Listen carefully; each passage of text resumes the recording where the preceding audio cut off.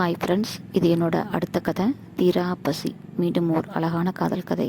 சென்னையின் மையப்பகுதியில் வானளாவிய உயரத்தில் நின்றிருந்தது அந்த ஆதித்யா எம்பயர். அதன் 24வது மாடியில் இருந்த பென்ட் ஹவுஸ் அந்த நகரத்தையே தன் காலடியில் வைத்திருப்பது போல தோற்றமளித்தது. அறையெங்கும் மெல்லிய மரிக்கொழுந்து வாசனையும் விலையுயர்ந்த மதுவின் மணமும் கலந்திருந்தது. அங்கே பிரம்மாண்டமான கண்ணாடிச் சுவருக்கு முன்னால் ஆதித்யா நின்றிருந்தான். கையில் இருந்த மதுக்கோப்பையை மெல்ல சுழற்றிக் கொண்டிருந்த அவனது விழிகளில் ஒரு விதமான அலட்சியமும் அடக்க முடியாத திமிரும் குடிக்கொண்டிருந்தன. செதுக்கி வைத்தது போன்ற உடல்வாகு, கருகருவென அடர்த்தியான முடி, எவரையும் கட்டிப்போடும் வசீகரமான முகம். ஆனால் அந்த முகத்தில் ஈரமே இல்லாத ஒரு வறட்சி. அவனுக்கு பெண்களும் பணமும். படுக்கையில் மெல்லிய பட்டுத் துணியை போர்த்தியபடி அமர்ந்திருந்தாள் ரம்யா. அவள் ஒரு பிரபலமான மாடல்.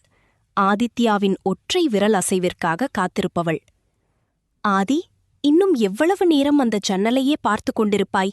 இங்கே வா என்று கொஞ்சலாக அழைத்தபடி எழுந்து வந்து அவன் முதுகோடு சாய்ந்தாள். ஆதித்யா திரும்பவில்லை. அவள் கைகள் அவன் நெஞ்சை தழுவிய போதும் அவனிடம் எந்த சலனமும் இல்லை. மதுக்கோப்பையை மேசையில் வைத்தவன் சட்டென்று அவளை தன் பக்கம் இழுத்தான். அவனது பிடி மென்மையாக இல்லை. அதில் ஒரு வேட்டையாடும் மிருகத்தின் வேகம் இருந்தது. மறுநாள் காலை ஆதித்யா தனது பிரம்மாண்டமான ஹாலில் அமர்ந்து காஃபி குடித்துக் கொண்டிருந்தான். அப்போது அவனது மேலாளர் தயக்கத்துடன் வந்து நின்றார். சார், வீட்டு வேலைக்கு ஆட்கள் பற்றாக்குறையாக இருக்கிறது. குறிப்பாக உங்கள் தனிப்பட்ட அறைகளை பராமரிக்க ஒரு நேர்மையான ஆள் தேவைப்பட்டது. ஒரு பெண் வந்திருக்கிறாள். பெயர் நிலா. ஆதித்யா தலை நிமிராமலே, விதிமுறைகளை சொல்லி வேலைக்கு எடுத்துக்கொள். எனக்கு தெரியாத எந்த மாற்றமும் இந்த வீட்டில் நடக்கக்கூடாது என்றான் அலட்சியமாக. சரி, அந்த பொண்ண வர சொல்லு. நான் அனக்கிட்ட கொஞ்சம் பேசணும் என்றான்.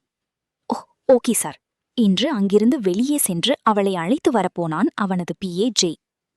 அப்போதுதான் அந்த அறைக்குள் நுழைந்தாள் நிலா. கிழிந்திருக்காத ஆனால் பழசான ஒரு பருத்தி புடவை, எண்ணெய் வழிய வாரப்பட்ட தலைமுடி, முகத்தில் எந்த ஒப்பனையும் இல்லாத இயற்கை அழகு.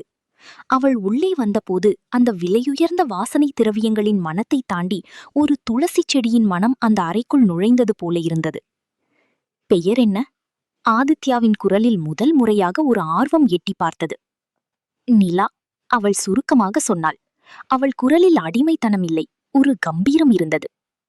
ஆதித்யா தனது லேப்டாப்பில் ஒரு முக்கியமான பிசினஸ் குரூப்பில் மும்முரமாக மெசேஜ் செய்து கொண்டிருந்தான். கண்களை திரையிலிருந்து விலக்காமலே காஃபி கோப்பையை தேடினான். அவன் முன் வந்து நின்ற நிலாவை அவன் ஏறிட்டும் பார்க்கவில்லை. அவனுக்கு மனிதர்களை விட எண்களும் லாபமுமே முக்கியம். என்ன படிச்சிருக்க? டைப் செய்து கொண்டே அலட்சியமாக கேட்டான் ஆதித்யா. 12வது முடிச்சிருக்கேன் சார். நிலாவின் குரல் மென்மையாக இருந்தாலும் அதில் ஒரு உறுதி இருந்தது. ஆதித்யா இதை கேட்டு லீசாக எள்ளி நகையாடினான். ஏன், அதுக்கு மேல படிக்க பிடிக்கலையா? இல்ல இடையிலேயே விட்டுட்டு ஓடி வந்துட்டியா? அவன் குரலில் ஒரு பணக்காரனுக்கே உரிய ஏளனம் இருந்தது. நிலா சட்டென்று நிமிர்ந்து அவனை பார்த்தாள். நான் நல்லா படிக்கிற பொண்ணு சார். 12வதுல 900 மார்க் வாங்கினேன். ஆனா அதுக்கு மேல படிக்க வைக்க எங்க அப்பா அம்மாவுக்கு வசதி இல்ல. அதான் நிறுத்த வேண்டியதாயிடுச்சு. அவள் சொன்ன அந்த பதிலில் இருந்த நேர்மை ஆதித்யாவின் கவனத்தை லேசாக ஈர்த்தது. ஆனாலும் அவன் திரையை விட்டு பார்வையை மாற்றவில்லை. 12வது முடிச்சு எத்தனை வருஷம் ஆகுது? 3 வருஷம் ஆகுது சார். சரி, இந்த 3 வருஷமா என்ன பண்ணிட்டு இருந்த? வேற எங்கேயாவது வேலைக்கு போன அனுபவம் இருக்கா என்ற அடுத்த கேள்வியை கணையாய் வீசினான். வீட்ல இருந்தே 5ஆம் வகுப்பு வரைக்கும் இருக்கிற பசங்களுக்கு டியூஷன் சொல்லி கொடுத்துட்டு இருந்தேன் சார். இப்போது ஆதித்யா டைப் செய்வதை நிறுத்தினான். டியூஷன் எடுக்கிறது கௌரவமான வேலைதானே? இப்ப எதுக்கு இந்த வேலைக்கு வந்திருக்க? இந்த வேலையில என்ன பண்ணணும்னு உனக்கு தெரியும் தானே? நிலா தயங்காமல் பதில் சொன்னாள். முதலாளி வீட்டுக்கு வர்ற வரைக்கும் வீட்டை பாத்துக்கணும், அவருக்கு புடிச்ச மாதிரி சமைச்சு வைக்கணும்னு சொன்னாங்க. எங்க வீட்ல நான் எப்பவும் செய்யற வேலைதான் இது. எனக்கு புடிச்சிருக்கு. என்ன பொறுத்த வரைக்கும் நேர்மையா செய்யற எந்த வேலையும் கௌரவமான வேலைதான் சார்.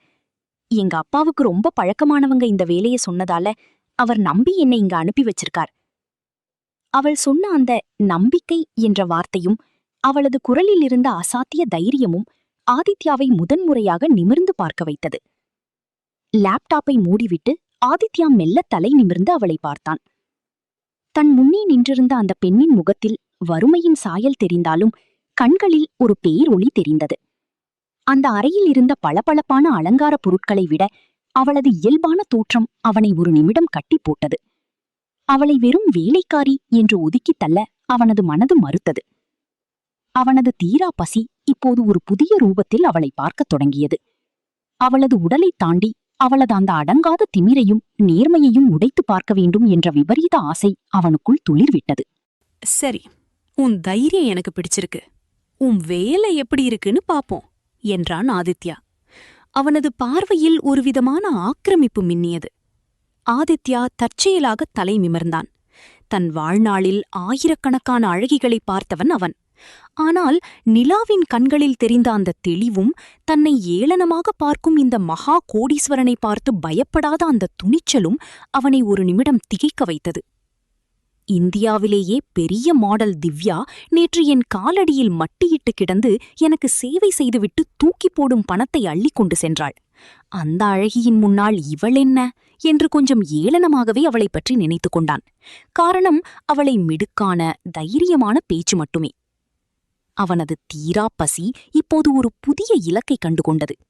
ஆனால் இது வெறும் உடல் சார்ந்த பசி மட்டும்தானா, அல்லது அவனது கர்வத்தை உடைக்கப் போகும் ஒரு புயலா என்பது அவனுக்கு அப்போது தெரிந்திருக்கவில்லை. விதி விளையாட்டை தொடங்கிவிட்டது. ஆதித்யாவின் அந்த அகங்கார கோட்டைக்குள் நிலா நுழைந்து விட்டாள். அவள் அவனை திருத்துவாளா அல்லது அவனது காமப்பசிக்கு இரையாவாளா என்பது இனிவரும் அத்தியாயங்களில் தெரியும்.